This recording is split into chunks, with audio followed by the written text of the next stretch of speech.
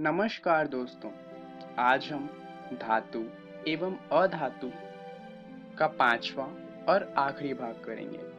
तो चलिए जानते हैं इस वीडियो में हम क्या जानने वाले हैं। इस वीडियो में सबसे पहले हम बात करेंगे धातुओं की प्राप्ति के बारे में और उसके बाद हम जानेंगे संक्षारण क्या होता है। तो चलिए शुरुआत करते हैं ये जानते हुए कि धातुओं की प्राप्ति होती कैसे है। पिछली वीडियो में हमने जाना था कि हम अयस्क का इस्तेमाल करते हैं धातुओं का निष्कर्षण करने के लिए। अब जानते हैं कि इन अयस्कों का समृद्धिकरण कैसे किया जाता है। पृथ्वी से खनित अयस्कों में मिट्टी, रेत आदि जैसी कई अशुद्धियां होती हैं जिन्हें गैंग कहते हैं। तो अब इन अशुद्धियों को हटाना जरूरी हो जाता है। इन्हें हटाना कैसे है वो इस बात पे निर्भर करता है कि अशुद्धियां किस तरीके की हैं। जैसे कि अगर मिट्टी है तो फिर उसे धोकर हटाया जा सकता है, या फिर कोई लोहे की अशुद्धियां हैं तो उन्हें हम चुंबक का इस्तेमाल करके अलग कर सकते हैं। यहाँ पर आयरन अयस्क का उदाहरण दिया हुआ है, जहाँ आप देख सकते हैं कि आयरन अयस्क में बहुत ज्यादा मिट्टी लगी हुई है। तो यहाँ से आयरन का निष्कर्षण करने से पहले इस मिट्टी को हटाना होगा। अब जब ये अशुद्धियां हट जाती हैं तो हमारे पास अयस्क बचता है। उसके बाद बारी आती है निष्कर्षण की। निष्कर्षण किस तरीके से किया जाएगा ये इस बात पर निर्भर करता है कि जो धातु है उसकी सक्रियता कितनी है। जैसे सक्रियता श्रेणी में सबसे नीचे आने वाली जो धातुएं होती हैं ये काफी अनाभिक्रिय होती हैं। तो इन धातुओं के ऑक्साइड को केवल गर्म करने से ही हमें धातु प्राप्त हो जाता है। उदाहरण के लिए अगर हम मरकरी की बात करें तो मरकरी का एक अयस्क है सिनेबार, जिसका सूत्र होता है HgS। जब हम इसे गर्म करते हैं तो ये सबसे पहले HgO में बदलता है और उसके बाद अगर हम इसे फिर से गर्म करें तो उससे हमें Hg यानी कि मरकरी मिल जाता है। ये तो था जो सक्रियता श्रेणी में नीचे आते हैं उन तत्वों को कैसे निष्कर्षित किया जाता है, पर सक्रियता श्रेणी के मध्य में स्थित धातुओं का निष्कर्षण उनसे अलग होता है। अगर हम इन धातुओं की बात करें तो प्रकृति में ये प्रायः सल्फाइड या कार्बोनेट के रूप में मिलती हैं। परंतु यहाँ भी एक परेशानी है, सल्फाइड और कार्बोनेट से धातु निकालना थोड़ा कठिन है और धातु के ऑक्साइड से धातु प्राप्त करना ज्यादा आसान है। तो यहाँ पर हम क्या करेंगे, हम सल्फाइड और कार्बोनेट को सबसे पहले ऑक्साइड में बदलेंगे। तो इसके दो तरीके हैं। सल्फाइड अयस्क वायु की उपस्थिति में अधिक गर्म करने से ऑक्साइड में परिवर्तित हो जाते हैं। इस प्रक्रिया को कहा जाता है भर्जन।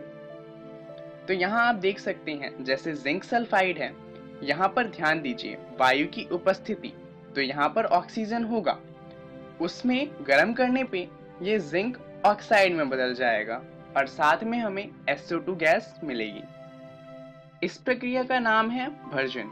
ध्यान दीजिए भर्जन में वायु की उपस्थिति होती है और ये सल्फाइड अयस्क के लिए इस्तेमाल होता है। वहीं कार्बोनेट अयस्क की बात करें तो कार्बोनेट अयस्क को सीमित वायु में अधिक ताप करने पर ये ऑक्साइड में परिवर्तित हो जाता है। इस प्रक्रिया को निस्तापन कहा जाता है। जैसा कि आप देख सकते हैं जब जिंक कार्बोनेट को हम गर्म करते हैं, ध्यान दीजिए यहाँ पर ऑक्सीजन नहीं है क्योंकि हमने ये अभिक्रिया सीमित वायु में की है। तो जिंक कार्बोनेट को सीमित वायु में गर्म करने से हमें जिंक ऑक्साइड मिलता है और साथ में कार्बन डाइऑक्साइड गैस विकसित होती है। ये प्रक्रिया निस्तापन कहलाती है। चलिए अब बात करते हैं कि इसके बाद क्या होगा। अब हमारे पास धातु ऑक्साइड आ गया, तो उससे धातु प्राप्त करने के लिए हम उपयुक्त अपचायक का इस्तेमाल करेंगे और उससे हमें धातु मिल जाएगा। उदाहरण के लिए निस्तापन या भर्जन की मदद से हमारे पास धातु ऑक्साइड आ जाएगा, जैसे कि यहाँ पर जिंक ऑक्साइड आया है। हम इसकी अभिक्रिया कार्बन से करवाएंगे। जैसा कि आप जानते हैं कार्बन जिंक से ज्यादा अभिक्रियाशील होता है। तो यहाँ पर क्या होगा, जो कार्बन है वो ऑक्सीजन के साथ अभिक्रिया करेगा और कार्बन मोनोऑक्साइड बना लेगा और जो जिंक है वो अलग हो जाएगा। इससे हमें जिंक प्राप्त हो जाएगा। जैसा कि आप देख सकते हैं यहाँ पर विस्थापन अभिक्रिया हुई है। ये जो विस्थापन अभिक्रिया होती है ये बहुत ही ज्यादा ऊष्मक्षेपी होती हैं। यहाँ तक कि इनमें से एक अभिक्रिया जिसे हम थर्माइट रिएक्शन कहते हैं, उसका इस्तेमाल होता है रेलवे की पटरियों को जोड़ने के लिए। तो आप समझ सकते हैं कि यहाँ पर कितनी ज़्यादा ऊर्जा विकसित होती है। चलिए अब बात करते हैं कि सक्रियता श्रेणी में जो सबसे ऊपर स्थित धातु हैं, उनका निष्कर्षण कैसे होता है।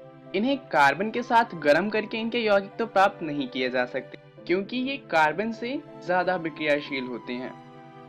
तो इसके लिए हम इस्तेमाल करते हैं विद्युत अपघटनी का। इन धातुओं को विद्युत अपघटनी अपचयन द्वारा प्राप्त किया जाता है। उदाहरण के लिए हम सोडियम क्लोराइड का विद्युत अपघटन लेते हैं। यहाँ पर हम क्या करेंगे कि सोडियम क्लोराइड को जल में मिला लेंगे और कैथोड और एनोड की मदद से इसमें विद्युत प्रवाहित करेंगे। अब जैसा हम जानते हैं, कैथोड पे नेगेटिव चार्ज होता है और एनोड पे पॉजिटिव चार्ज होता है। तो सोडियम का आयन जो कि पॉजिटिव होता है वो नेगेटिव की तरफ जाएगा और क्लोरीन का आयन जो कि नेगेटिव होता है वो एनोड की तरफ जाएगा। इससे एनोड पे हमें क्लोरीन मिल जाएगा और कैथोड पे सोडियम। अब बात करते हैं धातुओं के परिष्करण की। अभी हमने जितने भी प्रक्रमों की बात करी, भर्जन, निष्पादन, विद्युत अपघटनी, विस्थापन आदि, इन सभी प्रक्रमों से जो धातुएं प्राप्त होती हैं वो पूर्ण रूप से शुद्ध नहीं होती। तो धातुओं से जो अपद्रव होते हैं उन्हें हटाने के लिए विद्युत अपघटनी परिष्करण का प्रयोग किया जाता है। इसमें हम करते क्या है कि कैथोड हमारी शुद्ध धातु होती है और एनोड वो धातु होती है जिसे शुद्ध करना होता है।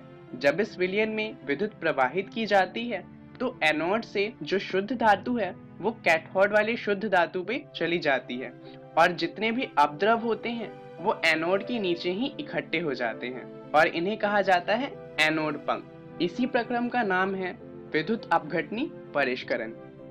चलिए अब बात कर लेते हैं संक्षारण की। खुली वायु में अगर आप कुछ दिनों तक सिल्वर की वस्तुएं डालें तो वो काली हो जाती हैं, क्योंकि उस पे सिल्वर सल्फाइड की एक परत बन जाती है। इसी तरीके से कॉपर की बात करें तो कॉपर भूरे रंग का होता है, पर वायु में ज्यादा दिनों तक छोड़ने पे ये हरे रंग में परिवर्तित हो जाता है, जो कि कॉपर कार्बोनेट की एक परत होती है। जंग के बारे में तो आप सब जानते ही हैं। लोहे को अगर हम खुली वायु में रख दें तो उस पे भूरे रंग की परत चढ़ जाती है, जिसे जंग कहते हैं। संक्षारण से सुरक्षा की बात करें तो उसके लिए हम धातु को पेंट कर सकते हैं, उस पे तेल लगा सकते हैं, उस पे ग्रीस लगा सकते हैं, या साद लेपन और क्रोमियम लेपन कर सकते हैं, या एनोडीकरण कर सकते हैं, या फिर मिश्रित धातु बना सकते हैं। इन सभी से जंग से धातु को बचाया जा सकता है। यशाद लेपन क्या होता है आप सोच रहे होंगे। तो यशाद लेपन में हम क्या करते हैं कि धातु के ऊपर जिंक की एक पतली परत चढ़ा देते हैं, जिससे धातु का संक्षारण नहीं होता। मिश्रित धातु की बात करें तो दो या दो से अधिक धातुओं के सामंगी मिश्रण को मिश्रित धातु कहा जाता है। उदाहरण के लिए जब हम कॉपर में चांदी को मिलाते हैं तो उससे हमें पीतल मिलता है। यदि कोई एक धातु पारद होता है तो मिश्रित धातु को अमलगम कहा जाता है। चलिए जान लेते हैं इस वीडियो में हमने क्या सीखा। हमने जाना कि धातुओं की प्राप्ति कैसे होती है और उसके बाद हमने जाना कि संक्षारण क्या होता है। धन्यवाद।